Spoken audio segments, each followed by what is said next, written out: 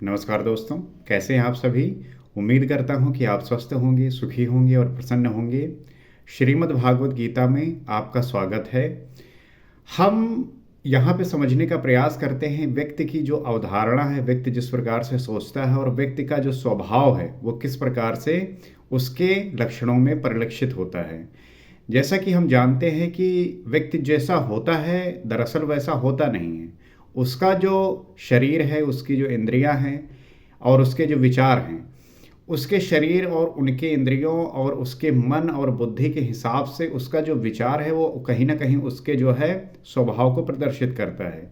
वो किस तरीके से आपके साथ बिहेव करता है, किस तरीके से बात करता है और बात में और उसके आइडियोलॉजी में, अर्थात वो समाज में अपनी एक आइडियोलॉजी बनाने की कोशिश करता है, परंतु उसके अपने जो विचार हैं उसको जो है वो सप्रेस करता है, दबाता रहता है। वो कुछ चाहता कुछ और है लेकिन कर कुछ और रहा है। ऐसा जब होता है तो इसी को हम पाखंड कहते हैं। और इस दुनियावी संसार में जो है ज़्यादातर लोग इसी पाखंड में जी रहे हैं। वो अपनी आइडियोलॉजी, अपने आप को इस तरीके से समाज में, सोसाइटी में प्रदर्शित करना चाह रहे हैं कि वो कुछ ऐसा है जो आइडियल होना चाहिए, जो न्यायप्रिय है, देखने में अच्छा लगे, सुनने में अच्छा लगे और सबके लिए अच्छा हो। परंतु उनके जो विचार हैं या वो जो करना चाहते हैं वो जो है प्रदर्शित नहीं करते, वो जो है दिखाते नहीं हैं, क्योंकि वो उनकी जो इच्छा है, जो डिज़ायर है, वो कहीं ना कहीं जो है वो समाज में ठीक से बैठती नहीं है। इस वजह से वो उसे छुपाते हैं, उसे जो है वो अपने भीतर रखते हैं। लेकिन जब भी मौका मिलता है ऐसे जो लोग हैं वो टूट पड़ते हैं और इसी में जो है समाज में अराजकता फैलती है। तो जब तक व्यक्ति इस प्रकार का जीवन जिएगा, उसके जो चुनौतियां हैं, उसके जो दुख हैं, संताप, बेचैनी, वो हमेशा से बने रहेंगे, हमेशा ही रहेंगे। अगर आपको जीवन में एक सूत्रता लानी है, अपने जीवन को आनंदमय बनाना है, तो जो आपके भीतर है और जो बाहर है उसको एक करना होगा। कहीं ना कहीं हर एक व्यक्ति जो मुखौटा लगाए हुए है, जो सामने कुछ और है अंदर कुछ और है, उसके भेद को जब तक नहीं खत्म करेगा उसको वो उपलब्धि नहीं प्राप्त होगी। तो आवश्यक है कि वो जो है इस बात को समझे, जाने, और जब तक वो इस बात को नहीं जानेगा, नहीं समझेगा, ऐसी कोई दवा नहीं बनी हुई है, ऐसी कोई थेरेपी नहीं है कि वो जो है अपने इस बेचैनी, दुख, स्ट्रेस, एंजाइटी, डिप्रेशन, ये सब को जो है समाप्त कर सके। नहीं कर सकता। उसके लिए आवश्यक है कि उसका एक होना, एकत्व होना, और उससे तो अगर बोध आ जाए तो ईश्वर को प्राप्त करने में ही आपको आनंद प्राप्त हो सकता है। क्योंकि जब तक आप इस संसार में हैं तब तक आपको जो है कुछ भी ऐसा नहीं है जो चुनौती ना दे। आपको सदैव कहीं ना कहीं इस प्रकार से खड़ा करेगा जहाँ पे आप विचलित होंगे। तो श्रीमद् भागवत गीता में श्री कृष्ण इसी प्रकार के आपके तमाम तरह की जो भ्रम है उसको जो है मिटाने का प्रयास करते हैं। अर्जुन के जो संशय है उसको मिटाते हैं और वही जो प्रश्न हैं, वही प्रश्न हर एक समाज के लिए उसी प्रकार से अप्लीकेबल हैं। अब उसको जो जान गया, जो उन प्रश्नों के उत्तर समझ गया, उसका जीवन कल्याणकारी हो जाता है, अच्छा हो जाता है और उसको फिर जानने को कुछ होता नहीं है। तो मैं आपसे यही अनुरोध करूंगा कि आप भी आइए और साथ में मिलकर जो है उसका अध्ययन करते हैं, समझने का प्रयास करते हैं, ताकि हम अपना जीवन और जो हमारे साथ में लोग हैं, परिवार है, समाज है, देश, विश्व, सभी को वो बात बता सके, समझा सके, ताकि हर एक व्यक्ति के जीवन में वो आनंद का जो है रस फूटे और जीवन जो है उसका प्रफुल्लित रहे। तो जैसा कि पिछले एपिसोड में हमने 8वां जो है अध्याय समाप्त किया था, आज से हम 9वां अध्याय प्रारंभ करेंगे। तो जैसा कि हम छठे अध्याय में योगेश्वर श्री कृष्ण ने योग का क्रमबद्ध विश्लेषण किया, जिसका शुद्ध अर्थ है यज्ञ की प्रक्रिया। छठवें अध्याय में हमने योग का क्रमबद्ध से जो है विश्लेषण किया। यज्ञ उस परम में प्रवेश दिला देने वाली आराधना की विधि विशेष का चित्रण है, जिसमें चराचर जगत हवन सामग्री के रूप में है। मन के निरोध और निरुद्ध मन के भी विलय काल में वह अमृत तत्व विदित हो जाता है। पूर्ति काल में यज्ञ जिसकी सृष्टि करता है उसका पान करने वाला ज्ञानी है और वह सनातन ब्रह्मा में प्रवेश पा जाता है। उस मिलन का नाम ही योग है। उस यज्ञ को कार्य रूप देना कर्म कहलाता है। 7वें अध्याय में उन्होंने बताया कि इस कर्म को करने वाले व्याप्त ब्रह्मा संपूर्ण कर्म, संपूर्ण अध्यात्म, संपूर्ण अधिदैव, अधिभूत और अधियज्ञ सहित मुझको जानते हैं। 8वें अध्याय में उन्होंने कहा कि यही परम गति है, यही परम धाम है। तो इस अध्याय में योगेश्वर श्री कृष्ण ने स्वयं चर्चा की कि योग युक्त पुरुष का ऐश्वर्य कैसा है, सबसे व्याप्त रहने पर भी वो कैसे निर्लेप है, करते हुए भी वो कैसे अकर्ता है। उस पुरुष के स्वभाव एवं प्रभाव पर प्रकाश डाला। योग को आचरण में ढालने पर आने वाले देवतादिक विघ्नों से संपर्क किया और उस पुरुष की शरण होने पर बल दिया। तो इस तरीके से इन चीज़ों को जो है हम समझेंगे इस अध्याय में और जानने का प्रयास करेंगे, क्योंकि इसी समाज में बहुत ऐसे व्यक्ति होते हैं जिनके अंदर वो सात्विक गुण होते हैं, सजातीय जो है प्रवृत्तियां होती हैं, और वो भी उसी समाज में होते हैं जिनमें वो लोग हैं जो भोगी हैं, जो विजातीय प्रवृत्तियों से ग्रस्त हैं। तो अक्सर होता है कि लोग जो है ऐसे जो स्थित प्रज्ञ हैं, ऐसे जो बुद्धिमान व्यक्ति हैं, उनको पहचान नहीं पाते, क्योंकि वो भी वैसे ही दिखते हैं, वैसे ही कार्य करते हैं, लेकिन जो उनकी दृष्टि है वो डिफरेंट होती है, वो अलग होती है। तो श्री भगवान वाच, भगवान कहते हैं, इदम तु ते गुहातम प्रवक्ष्याम्यन्यन सुवेवे ज्ञानम विज्ञान सहितम यज ज्ञात्वा मोक्ष से अशुभात। योगेश्वर श्री कृष्ण ने कहा, अर्जुन, आसुआ डाह अर्थात ईर्ष्या रहित तेरे लिए मैं इस परम गोपनीय ज्ञान को विज्ञान सहित कहूँगा। ईर्ष्या से रहित होना ये बहुत ही आवश्यक है, क्योंकि जब तक आपके अंदर सांप लौटते रहेंगे तब तक आपको कैसे ईश्वर की प्राप्ति हो जाएगी।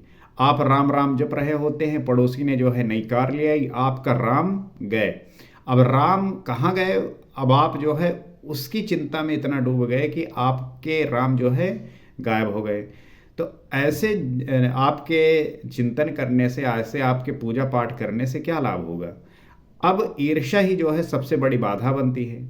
बाधाएं तो बहुत सारे हैं, शत्रु आपके बहुत सारे हैं इस मार्ग में। अब इन्हीं को जो है हम जब साध लेते हैं तब चीज़ें आसान हो जाती हैं। तो होता क्या है कि आप बड़े आराम से जो है घर में बैठे हुए हैं, माला जाप कर रहे हैं, पड़ोसी ने जो है नई गाड़ी ले आई। अब आपके अंदर जो है ये आप बिल्कुल जो है अग्नि से भर गए, आपका पूरा शरीर जो है जल रहा है। तो ये जो ईर्ष्या है, ये जब तक ईर्ष्या को आप नहीं मारेंगे तब तक जो है कैसे आप जो है आगे बढ़ेंगे। आप सदैव यही इसी बात को लेके रहते हैं ना, कंपेयर करते रहते हैं कि अब भैया के पास, मतलब फलाने के पास जो है गाड़ी है तो मेरे पास क्यों नहीं है, उनके पास ऐसी है तो मेरे पास क्यों नहीं है। कंपैरिजन में जो है आप अपना जो शांति है, जो सुकून है, उसको नष्ट कर देते हैं। वो जो ईर्ष्या जन्म लेती है वही जो है आपको जलाती रहती है। तो वही कह रहे हैं कि श्री कृष्ण अर्जुन को यही समझा रहे हैं कि इसे जो है हम किस प्रकार से जान सकते हैं, ये सारे जो है बात मैं आपको बताता हूँ। प्राप्ति के पश्चात महापुरुष की रहनी के साथ कहूँगा कि कैसे वो महापुरुष सर्वत्र एक साथ कर्म करता है, कैसे वो जागृत प्रदान करता है, रथी बनकर आत्मा के साथ कैसे सदैव रहता है। तो ये सब मैं कहूँगा कि एक जो महापुरुष है वो सर्वत्र एक साथ कर्म करता है, कैसे वो जागृत प्रदान करता है, रथी बनकर आत्मा के साथ कैसे सदैव रहता है, यत ज्ञात्वा, जिसे साक्षात जानकर तो दुख रूपी संसार से मुक्त हो जाएगा। तो ये संसार दुखों से भरा हुआ है, और जब तक उस ईश्वर को नहीं जानेगा इस दुख में जो है घूमता रहेगा, और इससे जो है परेशान होकर व्यक्ति जो है फिर भजन करने लगता है। तो जब ये पता है चीज़ें कि ऐसी हैं, तो इसको ही हम क्यों ना साधें, इसी को हम क्यों ना होश में करने का प्रयास करें। क्योंकि जब तक हम होश में आके चीज़ें ठीक करने का प्रयास नहीं करेंगे तो चीज़ें ठीक होंगी नहीं। और वो ज्ञान कैसा है, तो इस पर जो है श्री कृष्ण कहते हैं, राज विद्या राजगुह्याम पवित्रम इदम उत्तमम प्रत्यक्षा वागमम धर्मम धम्यम सुसुखम कर्तुम व्यवम। वो कहते हैं विज्ञान से संयुक्त ये ज्ञान सभी विद्याओं का राजा है। विज्ञान से संयुक्त ये ज्ञान सभी विद्याओं का राजा है। वो अब ये बता रहे हैं कि ये जो ज्ञान है ये विज्ञान से संयुक्त है, और वही जो है विद्याओं का राजा होगा जहाँ पे साइंटिफिक टेम्परामेंट होगा। मतलब क्या है कि विद्या का अर्थ भाषा ज्ञान अथवा शिक्षा नहीं है। तो है क्या विद्या का अर्थ? अगर भाषा ज्ञान अथवा शिक्षा नहीं है तो क्या है मतलब? विद्या ही का ब्रह्मागति प्रदाया सह विद्या या विमुक्तये। विद्या उसे कहते हैं कि जिसके पास आए उसे उठाकर ब्रह्म पथ पर चलाते हुए मोक्ष प्रदान कर दे। और आपको लगता है कि आप पढ़ विद्या ग्रहण कर लिया तो आपको नौकरी मिल जाएगी। शिक्षा और विद्या ये नौकरी के लिए नहीं बनी हुई हैं। विद्या और शिक्षा इसलिए है कि ये आपको जिसके पास ले जाए, अर्थात विद्या उसे कहते हैं कि जिसके पास जाती है ये विद्या, उसे उठाकर ब्रह्मपद पर चलाने लायक करे और उसे मोक्ष प्रदान करे। अर्थात आपका विवेक, आपकी समझदारी इतनी प्रगाढ़ हो जाए कि आपको पता हो जाए चीज़ें कि क्या सही हैं, क्या गलत हैं, क्या करने योग्य है, क्या करने योग्य नहीं है, और ये चीज़ें हैं। तो यदि रास्ते में रिद्धियों सिद्धियों अथवा प्रकृति में कहीं उलझ गया तो सिद्ध है कि अविद्या सफल हो जाएगी। और रास्तों में अगर तुम रिद्धि सिद्धि अथवा प्रकृति में कहीं उलझ गए तो फिर आप जो है अविद्या वो जो है सफल हो जाएगी। अर्थात आप विद्या का फिर मतलब ही नहीं समझ पाए।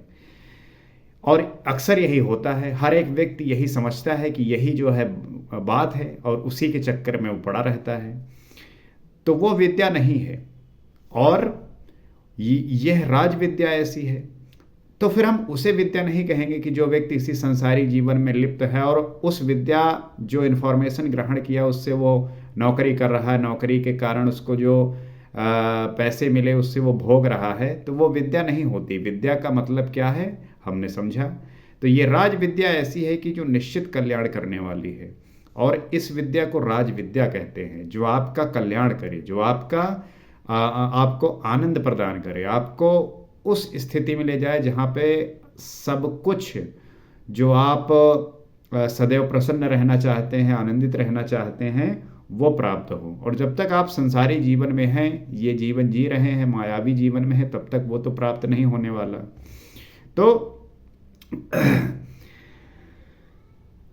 यह सभी गोपनीयों का राजा है। अविद्या और विद्या के अवगुंठन का अनावरण होने पर योग युक्तता के पश्चात ही इससे मिलन होता है। तो जाहिर सी बात है कि जब अविद्या और विद्या के अवगुंठन का आवरण होने पर जो योग युक्ता के पश्चात इससे जो है मिलन होता है, तभी जो है आप मिल पाते हैं, तभी जान पाते हैं। यदि यह अति पवित्र, उत्तम और प्रत्यक्ष फल वाला है, ये बहुत ही उत्तम है, पवित्र है, प्रत्यक्ष फल देने वाला है, तो आपको विद्या जो वाकई में जिसका मतलब है वो जानना है, वो समझना है। इधर करो उधर लो ऐसा प्रत्यक्ष फल वाला है। यह अंधविश्वास नहीं है कि इस जन्म में साधन करो, फल कभी दूसरे जन्म में मिलेगा। पर परम धर्म परमात्मा से संयुक्त है, विज्ञान सहित ये ज्ञान करने में सरल और अविनाशी है। अक्सर लोग बात करते हैं कि जो आज आप कर्म कर रहे हैं उसका जो है आपको फल आने वाले टाइम में मिलेगा, आने वाले समय में मिलेगा, अगले जन्म में मिलेगा। आप समझने की बात करो, मैं समझा रहा हूं कि आप हर एक मोमेंट में आनंदित हो सकते हो। जो आप कर रहे हो उसी में आप पूर्ण हो जाइए। अगर आप पढ़ रहे हो तो उसी में पूर्ण हो जाइए। अगर आप कुछ देख रहे हो तो उसी में जो है विलीन हो जाइए। तात्पर्य यह है कि जब आप ध्यानस्थ होते हैं, जब आप विद्या के चरम अवस्था पे होते हैं और जब उसी स्तर में चल रहे होते हैं, उसी क्रम में चल रहे होते हैं, तो आपको जो है एक दिन वो स्थिति प्राप्त होती है जहाँ पे ये जो सांसारिक जीवन की चीज़ें हैं ये बहुत तुच्छ और छोटी लगती हैं। तो अध्याय 2 में योगेश्वर श्री कृष्ण ने कहा था कि अर्जुन, इस योग में बीज का नाश नहीं होता। और जब ये चीज़ आप कर रहे होते हैं, जो चीज़ आप करते हैं उसका नाश नहीं होता, अर्थात आपके जो कर्म हैं, जो कर्तव्य हैं, वो फलित होते हैं, वो उसके परिणाम स्वरूप ही घटित होते हैं। आपका जो जीवन है, अतीत में जो आपने किया है उसी का परिणाम है आज आपका एक एक मिनट जो है वो कैलकुलेट होता है आज के जीवन का जो है। तो आज जो आप हैं वो आपके पिछले जीवनों का जो है ट्रांसफॉर्म किया हुआ रूप है, और जो आज आप कर रहे होंगे वही जो है आपका फ्यूचर बनेगा। तो हमें जो है अपने होने का, अर्थात अभी प्रेजेंट में जो है वही जो है फलित होगा। तो इसका थोड़ा भी साधन जन्म मरण के महान भय से उद्धार कर देता है। इसके साधन से जो जन्म मरण का ये भय रहता है कि आपको जो है जन्म लेना पड़ेगा, फिर मृत्यु होगी, फिर जन्म लेना पड़ेगा, तो उससे जो है आपका उद्धार हो जाता है। और छठे अध्याय में अर्जुन ने पूछा कि भगवान, शिथिल प्रयत्न वाला साधक नष्ट भ्रष्ट तो नहीं होता?